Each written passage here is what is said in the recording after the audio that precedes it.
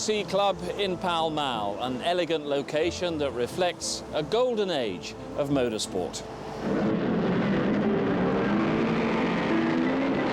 And we're here to meet a man who embodies the values and sense of adventure of that era. He was never world champion, but now, even 50 years on, he remains the most famous and familiar name the British sport has ever produced.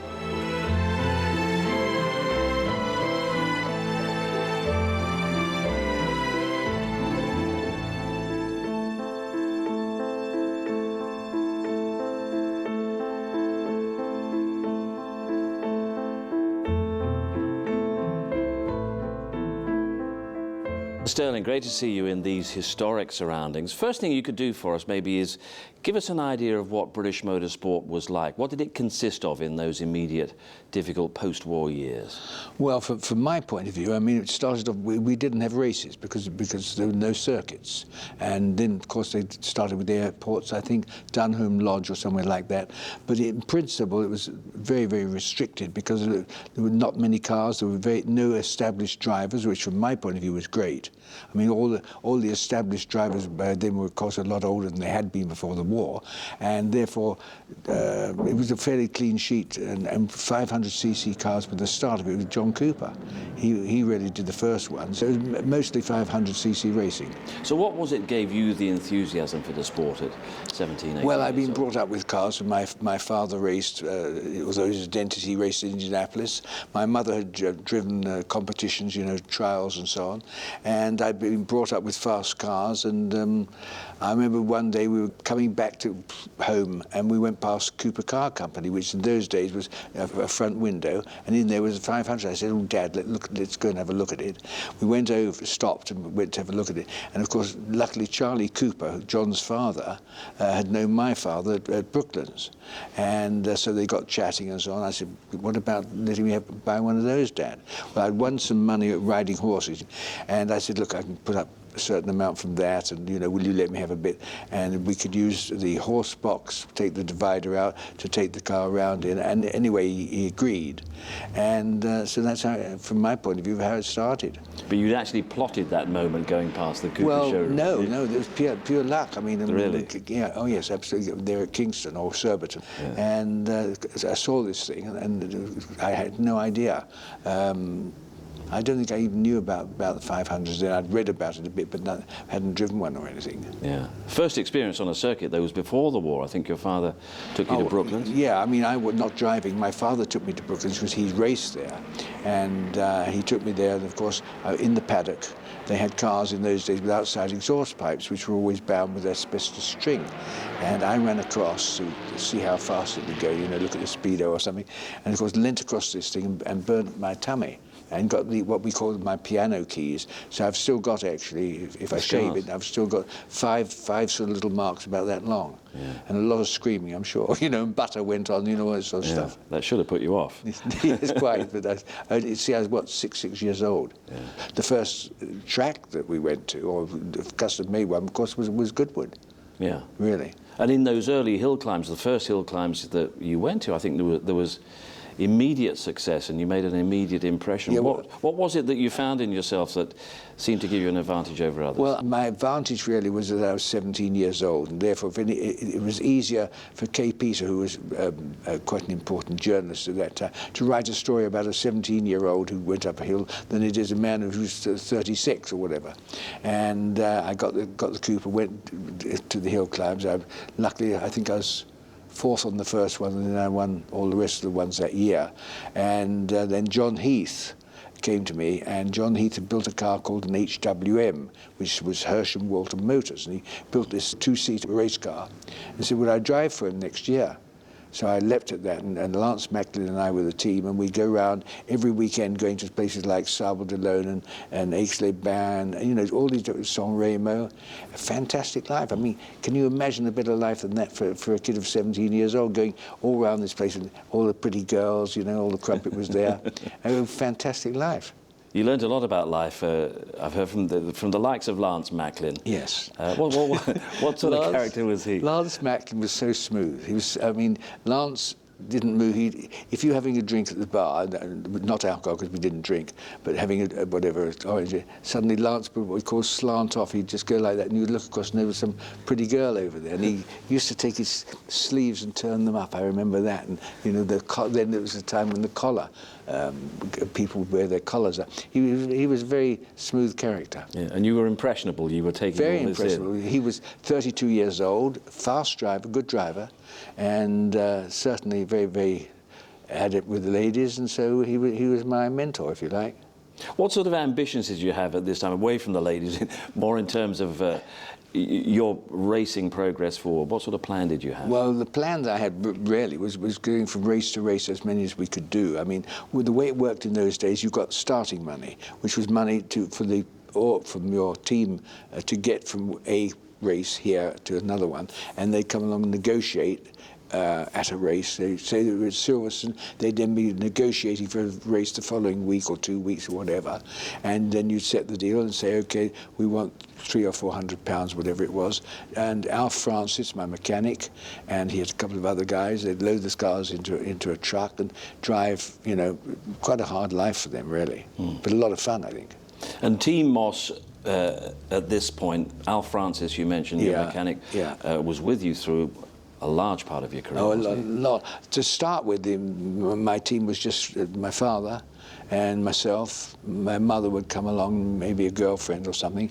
And I remember a hill climb was only half a mile. But after that, we would take this engine and undo it and take the head off, grind the valves in again. I mean, it made no difference whatsoever, but you know, it was something to do, and it was terrific. It really was a wonderful life. The next step forward, as Grand Prix racing started to re-establish itself and what we know as Formula One these days, I suppose the ultimate was Mercedes at that point, but...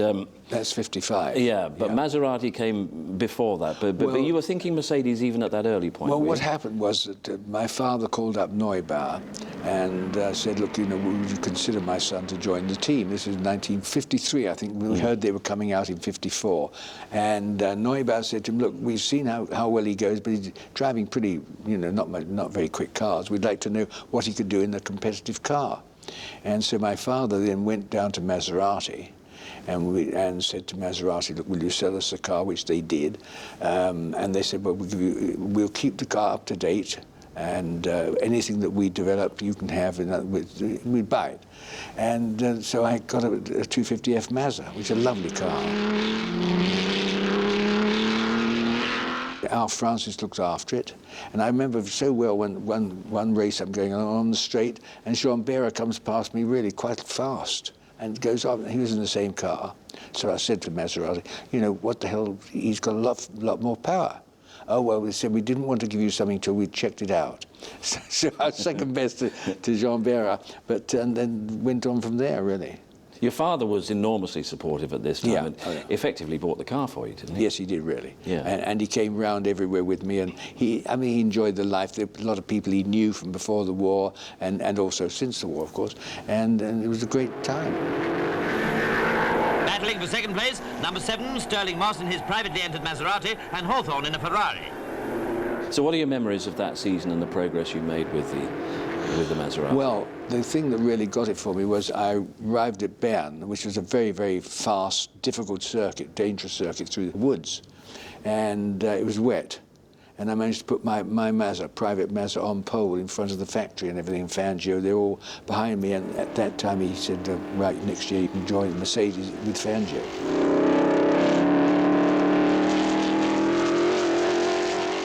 But you were still yet to make the breakthrough. You were still to sort of chalk up a really big international championship win, and that wasn't going to be far away. How did the move to Mercedes then come about? Well, the move to Mercedes came about because he'd seen what I did in the practice thing, and then he'd obviously seen me at race circuits where Mercedes had been, and I was with my Mazda. And they said, look, next year would you like to join Fangio and Carl Kling? And then later on Hans Hermann. And so I joined Mercedes, which was a fantastic, I mean, incredible. Anything you wanted, they do. I mean, if you want slightly higher geared steering, they'd do it. If you wanted this, if you want a mirror up, they'd do anything you like. Were you picky in that respect? Did you know what you wanted? No, I've been racing long enough, so I knew I wanted a really good footrest here. And you know, the one problem with the Mercedes was the gearbox was back to front, and which doesn't sound difficult, and it isn't difficult until you're in a hurry. And so, in other words, normally you go first, second, third, fourth, fifth. On this one, it was first, second, you push straight forward and came across the box. So coming down from fourth, normally into third, you cross the box, and of course that would ruin the engine. Yeah. Except it had desmodromic valve gears, which was very forgiving, very forgiving. And you always wanted the accelerator on the right as well, which made you a bit of a pain. Yeah, well, no, you see, the point was I once had raced a car with this accelerator in the middle, and which is no problem until something happens, you tread on the wrong pedal and write the car off. Yeah. You know. Neubauer was the man who made the deal, Alfred Neubauer, who was the motorsport boss of Mercedes. We're used to larger-than-life characters these days, but what was he like? Well, Neubauer, he was really incredible. I mean, he looked after us like his children, you know, he really did. And he would, in the team, he'd say, right, Fangio's the most senior, and he doesn't want to get up too early, so if we're doing a 24-hour test, he can have the prime time. Hans Hermann, you're the junior one, you can get up and do the difficult bit with the fog and all that sort of stuff. I remember at Le Mans, thing came over the PA. Anybody without an armband would be thrown out. Now, of course, he never wore armbands, so he just took his handkerchief and tied it around, put it around his arm. You know, I mean, but he's a very imposing man, and a great. When you saw him timing, people thought he was timing the laps. He wasn't. He had people doing that. He would time a car to see whether your engine was dropping off, whether it took you longer to go from third to fourth or second to third, whatever. So he knew that, you know, how your car was going and that sort of stuff. Fantastic man. Stirling Moss was driving one of the Mercedes under the eagle eye of the German team manager, Neubauer. Off they go on the first of 90 laps round this 3-mile circuit.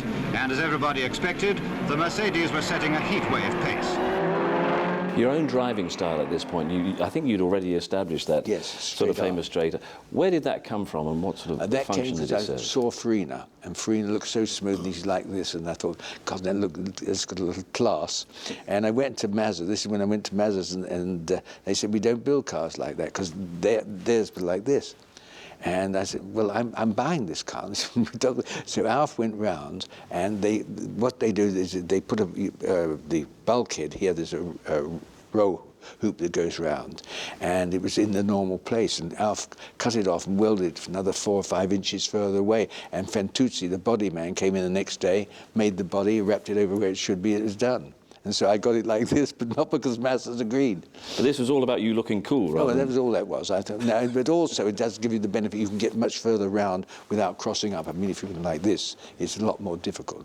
And you know, you get a style because you find, I mean, some people would drive leaning forward like Mike. You could see Mike, he's crouching like this. Drivers have a way of sitting. And I just felt that sitting back looked a lot cooler, actually, in those days.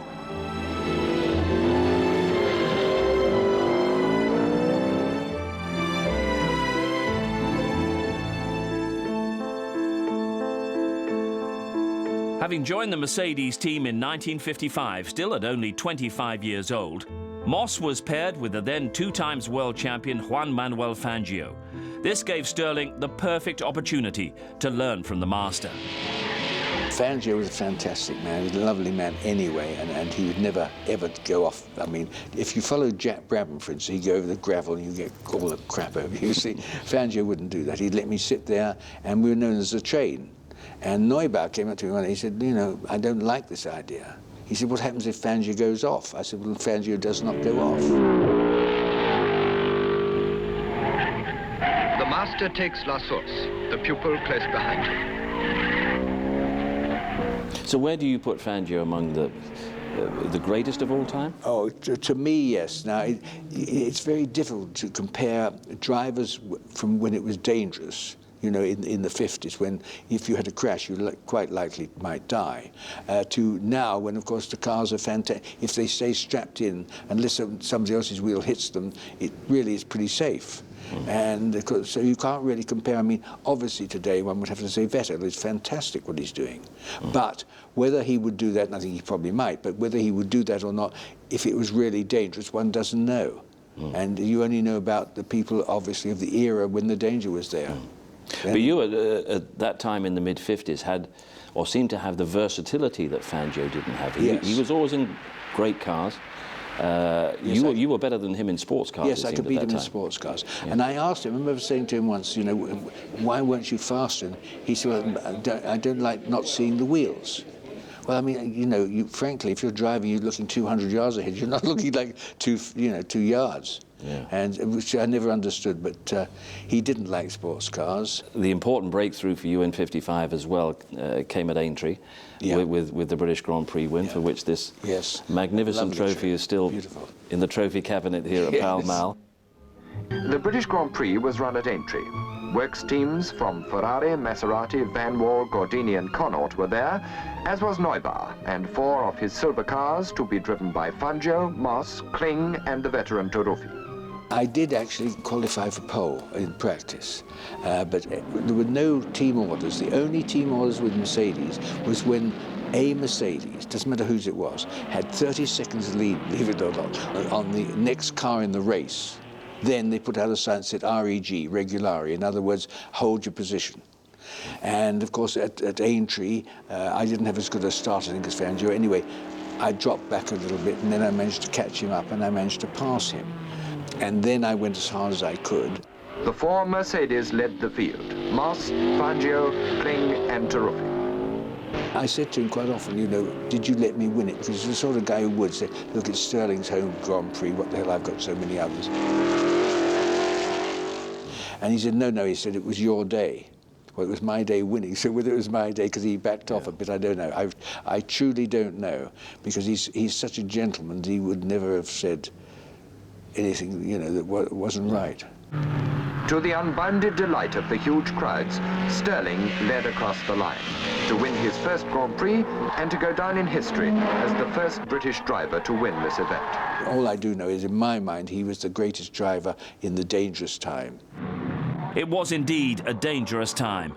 A month before Stirling's triumph at Aintree, he'd witnessed one of the worst accidents in motorsport history when Pierre Levay's Mercedes crashed at the Le Mans 24-hour race, tragically killing over 80 spectators. The race continued with Moss, Fangio, Kling and Seymour in the other Mercedes cars, but at 4 a.m. the team withdrew from the race as a sign of respect, and by the end of the season they were out of motorsport altogether. After the accident, John Fitch got Neubar. He said, look, you've got to phone the directors at their homes, and so we should pull out as a respect to the dead. Well, I mean, all that does really is show guilt more than anything else. And anyway, they did. They got through the directors, and they said, yes, all right, pull out at 4 a.m. Well, now at 4 a.m., we had, I think it was 3 or 4 laps ahead of Mike, and Mercedes don't break, and Fangio and myself would do very comfortably in the lead. And obviously, I was very disappointed because quite a big, important race to win, and I didn't think that they should be pulled out. And in fact, I had an American, believe it or not, come up to me and say, you know why they pulled out? Because they had nitromethane in the chassis. What are you talking about? They refueled from overhead. He said, but they're that clever. The chassis tubes were all filled up with nitromethane, and they had a metering device that put nitromethane, of course, being a liquid explosive, really, would increase the power. And by doing that through the 24 hours, they would win it, which is ridiculous, absolutely ridiculous. But there you are. And they were out full time at the end of the season. What kind of a career setback was that for you? Oh, terrible. I mean, when you've raced for Mercedes, with their efficiency and their organisation, and I mean, it doesn't seem much now, but we actually had 56 mechanics. Now, I know today they have God knows how many, but then I was racing for Maserati, you'd have 2 or 3, and they pick up one guy in the local town, you know, to polish the cars, you know. So it was a completely different thing, and obviously I went to Maserati because I knew them and liked them, and the cars were lovely to drive, but nothing like Mercedes. Yeah. I mean, I had the feeling that if I said to Mercedes, let's try square wheels, they'd look in this big book and say, well, we tried that in 1928 and it vibrated too much or something, you know. Incredible. But also, at that time along came Van Wall. Yeah. And how much was it was it a philosophy of yours to try to drive British cars? I just felt that driving for the English team was what I wanted to do. And I drove for an English team right through until well, 53 and I then had a meeting called the press together and said, look, what should I do? I'd been offered the Maserati, and so they said, take the Mazda. I mean, it's better that an Englishman should win in a foreign car than not win at all. And that was, so that I took that decision. Yeah. Van Wall was just about the most beautiful car you know. Yeah, beautiful. Yeah, but awful, a dog to drive. I mean, the Van Wall won the title, therefore one can't knock it because overall it was great, but it was not nice to drive, nothing like a 250F. I mean, it was really a difficult car to drive. It had a very difficult gearbox. It was stable, but it didn't have the ease of driving. It wasn't a friendly car. I mean, if it could only have handled like a 250F, it would have been so much better, you know. Yeah. Tell us about 1958. By this time, you were getting maybe a little overdue to be crowned yourself world champion, and 58 was the year when it should have happened. Yeah, well, I was driving for Van Wall, and I misread a signal because I was holding the lap record up to a certain time in the race, and then Fangio, I think, took it from me, and I didn't know this. Otherwise, I could have gone a bit a bit faster, but they didn't tell me, and so I lost it that way. I lost it 1 year by 1 point, and 1 year, I think, by half a point, when it was shared drivers, and but it disappointed me very much because I really wanted us to have the world title, really did.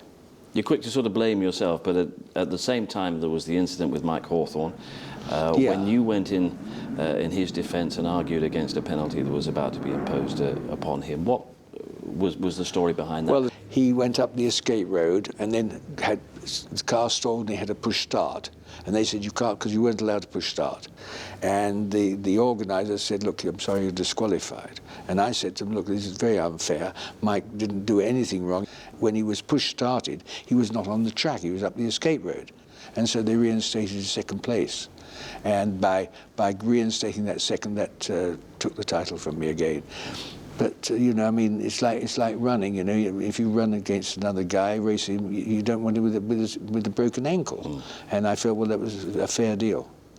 It's the kind of thing that you can't really see happening today, but no, I don't think you can. But it should happen today, shouldn't it?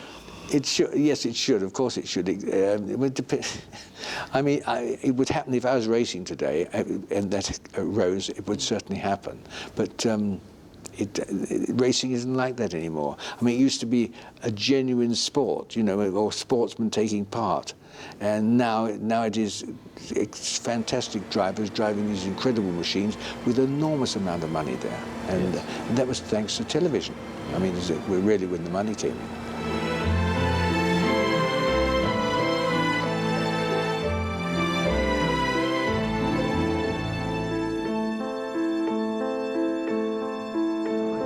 Throughout his career, Stirling raced against some of the legendary names of the sport. One of his great friends and rivals in the late 50s was the Ferrari driver and first ever British world champion, Mike Hawthorn. We were quite different. I mean, I was sort of took it seriously. I'd be fit and all that and the other. Mike would go out and drink beer and do all that sort of thing. But yeah, no, we got along very well. In fact, I can remember in 1956, I think, I just won an Alpine rally, and Norman Garrett, the team manager, came to me and said, "Listen, are there any other drivers who might like to do this? Because obviously it suits your racing's background."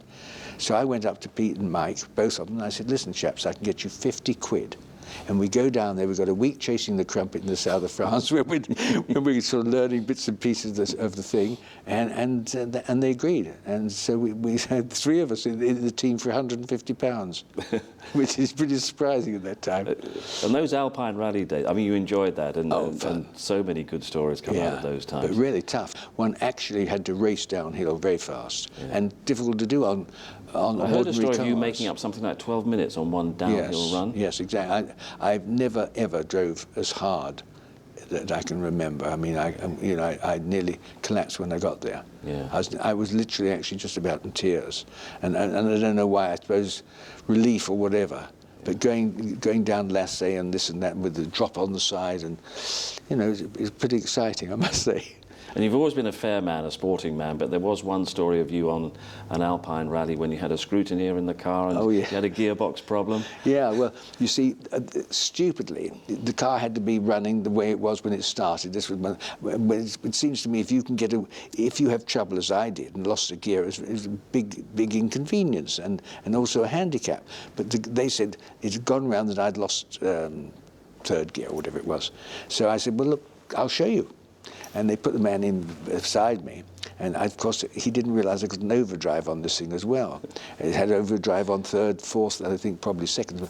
And so I say, right, premiere. It was one of these gear changes here, you know. So I say, right, premiere. And then I bring it into the middle, waggle it around. You see, flick this switch without him there.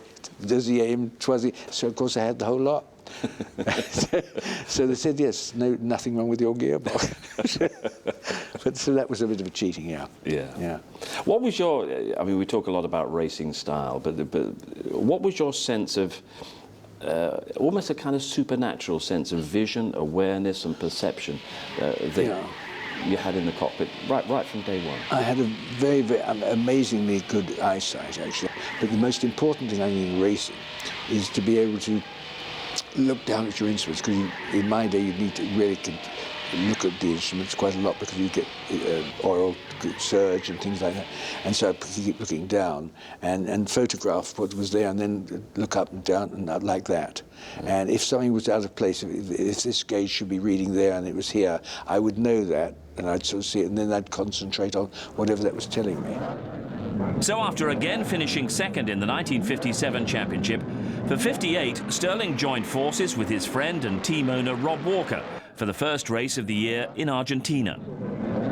I'd met Rob and I knew him around racing and everything, and I said to Van Wall, we would like to go to Argentina, and they couldn't get the car ready and so on. They said, can't do it. I said, well, can I have a release? And so I went to Rob and said, Rob, can I drive your car in Argentina?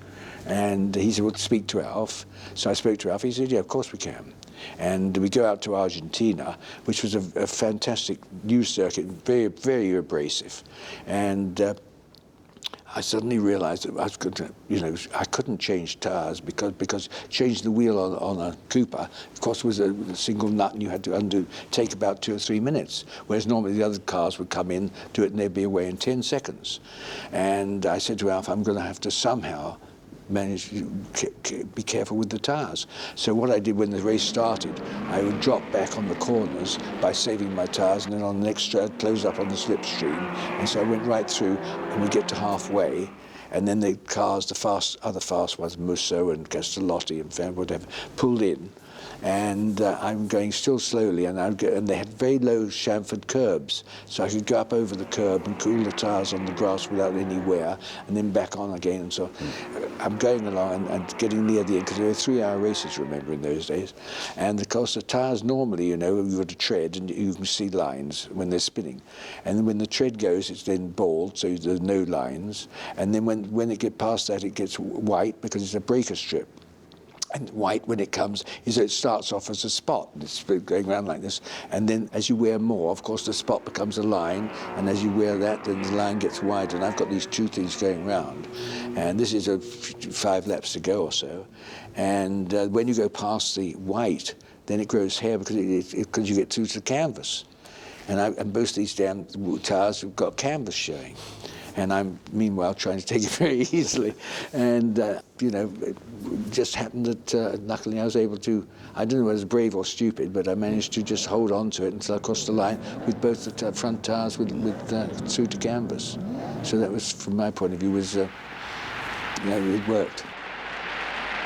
Stirling returned to Van Wall for the rest of the 58 season, but joined Rob Walker's team full-time in 1959.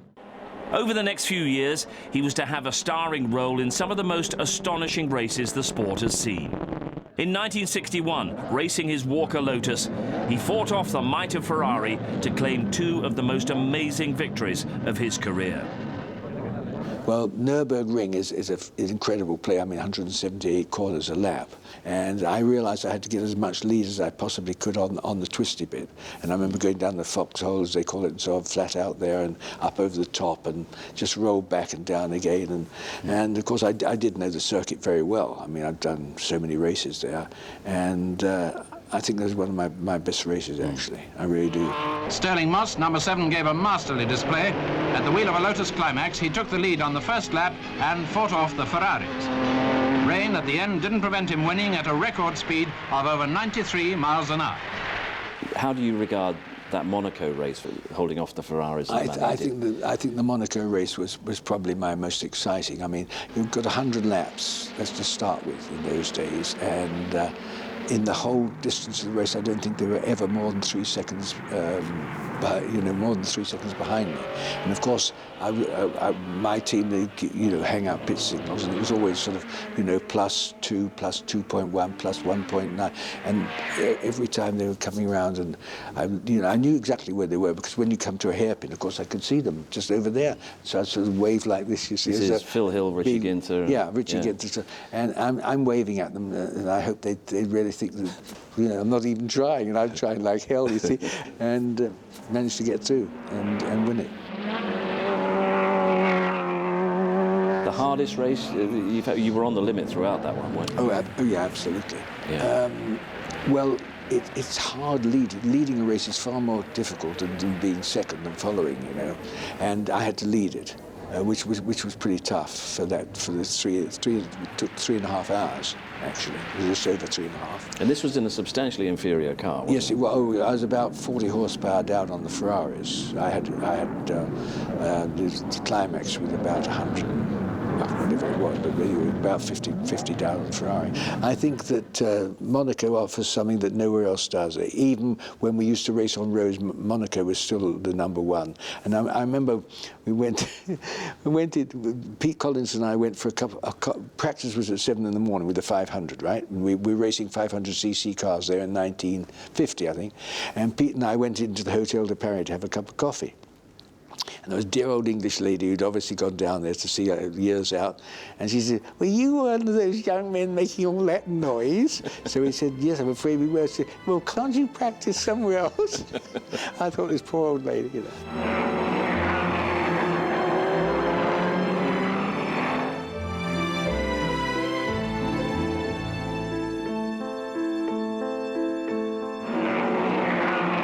Despite all the epic races and great wins that Stirling has amassed through the years, there have been 1 or 2 occasions when he's seriously scared himself as well, not least on the banking at Monza. This is the Race of the Worlds at Monza, and they brought the Indianapolis cars over, which were, of course, miles quicker than ours. And I had this Eldorado Special, which was a 4.5-litre Maserati engine with a 5-speed gearbox and a 2-speed axle, and which you didn't need any of that, really. And against the American cars. And I'm going around the top with this car, sponsored by Eldorado. It was a Maserati sports, lightweight chassis with this great big engine in. And I'm going around 175-ish around the top of the banking. Well, of course, the banking goes up like this, and the higher you go, the less scrub on the tires. And I'm right up at the top to try and save the tires a bit. And I'm going like this and holding it down, and suddenly my arms crossed. And I'm not stupid, I knew something was wrong. And I can tell you, I mean, I've never been so scared in my life. There was nothing I could do at all. I obviously put the foot on the brakes and closed my eyes. And so I can't tell you, I didn't see it, but all I do know is that it spun down and finished up on the infield. And I'm then stationary, and I sort of open my eyes, and it's hot as hell, and there's all this sand around me, this rising sand. I thought, God, if this is hell, it's really hot, and also dusty. But so really and truly, all I got was a bang on my hand. Yeah. But really frightened me, really did frighten me. You never did Indianapolis, which is one of the few races that's sort of missing off your CV, but that wasn't the reason why. No, I would love to have done, but in those days, the Indianapolis cars were roadsters, and you had to, because it's so important to the American pomp and circumstance, you have to go there. It takes a month, you go there, the pre-qualifying and all this sort of thing, and I just couldn't afford the time. I mean, I was racing 52 times a year, so I was racing every week, and to go out to Indy, which I'd love to have done, would take 4 weeks of races I might win. So of course it wasn't a viable proposition. Spa, you were less fortunate. You injured yourself quite badly there. Well, I'm in the first Bernaville, I think it's called, a very, very fast right-hander in my Lotus, and a wheel came off. and there's not much you can do. And the first thing I really sort of realized, I won't say woke up, but I suddenly find myself on my hands and knees. I hear these racing, it's in practice, and I hear these racing cars come around and then switched off, and all the drivers, I mean about 5 or 6 drivers came along, and, "Oh, you all right?" And they held a blanket over me and all this thing, and then they got the blood wagging round. It was important to get out of the car as quickly as possible, wasn't it? Well, fire. Yeah. I mean, the trouble was, you see, you've got to realise we'd start in a Cooper, you've got fuel down the sides, either side, over your legs. And of course, then it was alcohol. And alcohol burns, of course, which you can't see. I mean, when it's lit, it doesn't show flames in the normal way. And it was important, if one could, to get out of the car and get away from it. But at this time you were racing just about everything, as you say, racing just about once a week, with more or less a 50% success rate, winning 1 out of 2. Inevitably, Ferrari came back in for you, and you had a meeting with Enzo Ferrari, which consisted of what? Well, originally, a long time before, 51 I think, would I like to drive his car? He got a new 4-cylinder and Bari.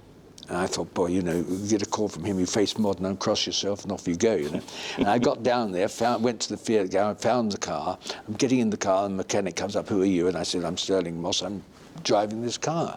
He said, "No, you're not." He said, "Taruffi's driving it." Well, Taruffi was a great driver. I mean, but anyway, as you can understand, I was pretty teed off.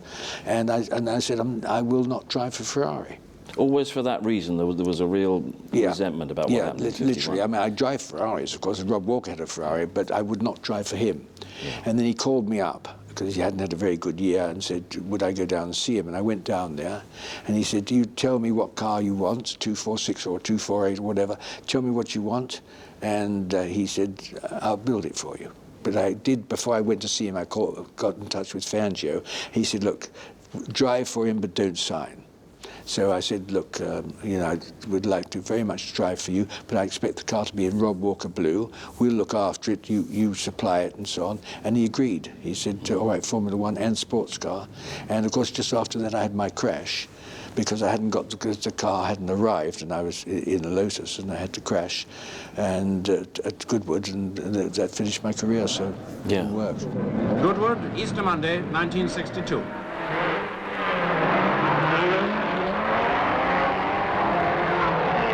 Number 7, so often his lucky 7, careered off the track. Stirling received the severe injuries which were to end his days as a racing driver.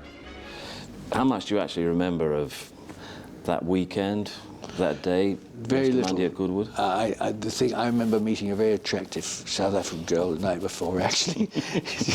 And then I do remember coming out from a hotel I used to stay in. A friend of mine had a very small, well, it was a pub really, stay at his pub.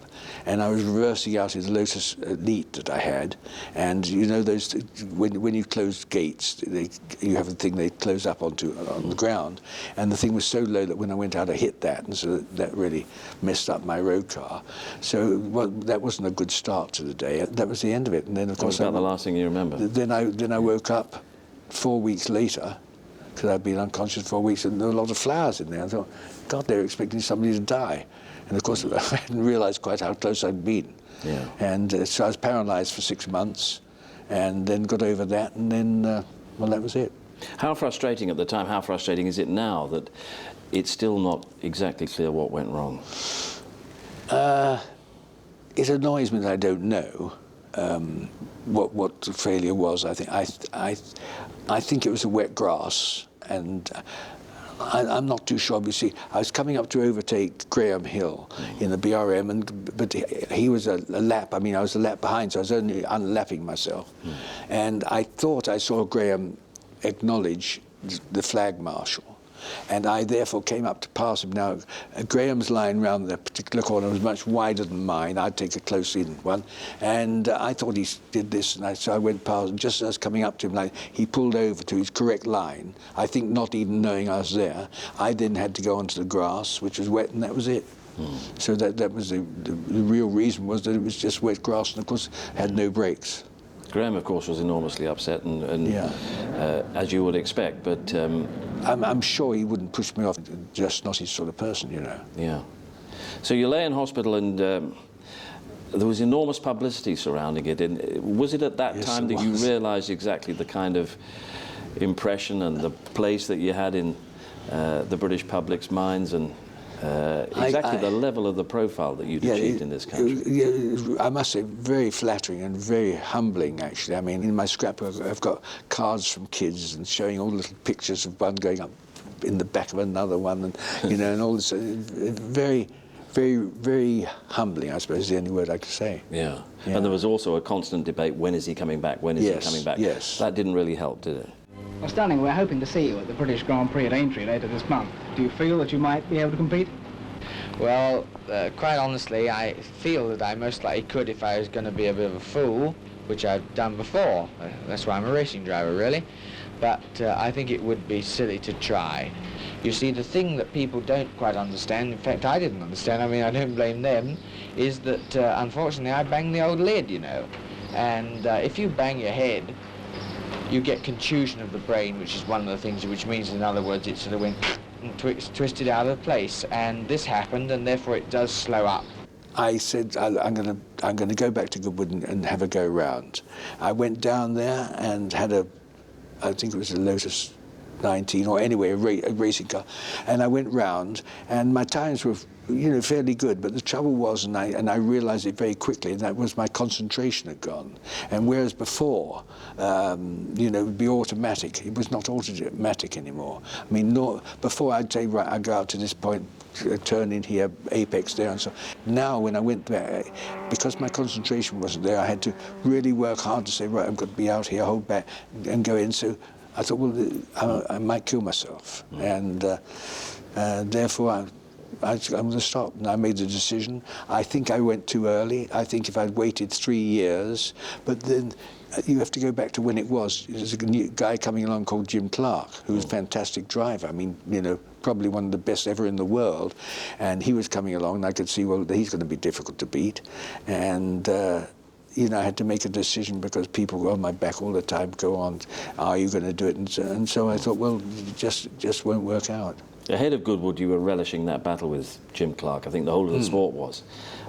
Would you have gone to Ferrari? Would you have taken on Jim Clark in a Ferrari? Yes, I would. You would? Yeah.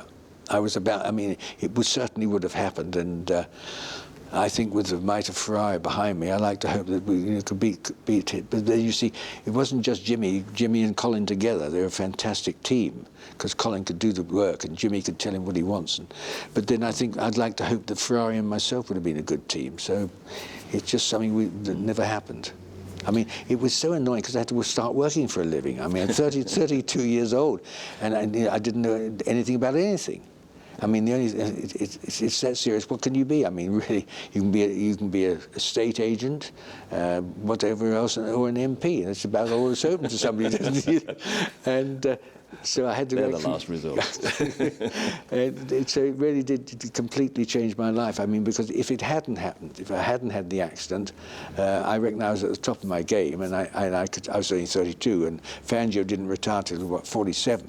So I reckon I had another 20 or 30 years. But you were still driving, obviously not at the top level, but you do the British Touring Car Championship, odds and ends, which you enjoyed. Which I was ill-advised to do, actually. I think it was a mistake. Looking back now in hindsight, I think my driving for Audi was not my smartest move.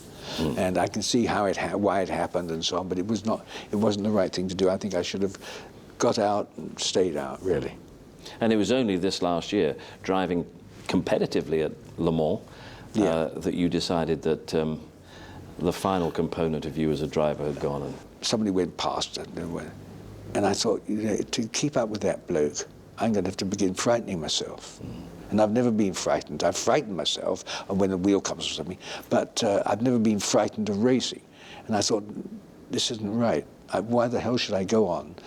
You know, I mean, I've done 596 races, and you know, I just thought, I'm going to get out. And it was the easiest decision I ever made. It was so easy because I could see that I wasn't equipped to go as quickly as I would need to go to be a potential winner. Your greatest drive, you've talked about Monaco, you've talked about Nürburgring. Where would you place that 55 Mille? I have to put it at the top, because the driving style, you see, driving on a racetrack, you know exactly where you go into the corner, where the apex is, where you come out, and all that stuff. You know all that. When you go on a road race like the Mille Miglia, 1,000 miles, you don't know any of the corners, and there are people standing on the sides so you can't see. And so the style of driving, you go into a corner and realize as fast as you possibly can, and then if something suddenly happens, you back off like that hard, and then throw on correction. And you just hope that you can therefore get round the corner. And so driving when you know exactly where you want to be is one thing, but going out there and then driving and then saying, God, this is tighter than I thought, and you tighten it in and have to put correction on to save it, is a different style altogether. And I must say, it's very exciting, very exciting. And you had Dennis Jenkinson alongside you with those sort of rudimentary pace. How on earth did he do that? We had everything listed down on what we call the toilet roll. The amazing thing is that Jenks would give me signals which would be right, slowly, be, really serious like that, and I could interpret those to miles an hour and my foot on the throttle. It's a sort of funny thing that just happened. You see, to do a practice lap took 2 days, and that's doing 500 miles a day, which is quite a long way. And we went out and he put all the notes down, and his interpretation to me was just literally with his hand.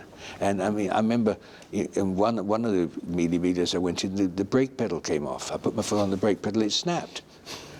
And I said, Jake looked down, and then he looks down, there's 2 pedals, and he pulls his beard, I mean, it's a stupid thing, nothing to do with anything, but, there's so much more to racing when it's dangerous, because the exhilaration of success is far higher. I mean, if you and I are playing a game and we're playing for chips, it's not very important, is it? But if we even play for 1 penny, it makes it more important. But when you're playing with your life, that gives it a whole new meaning.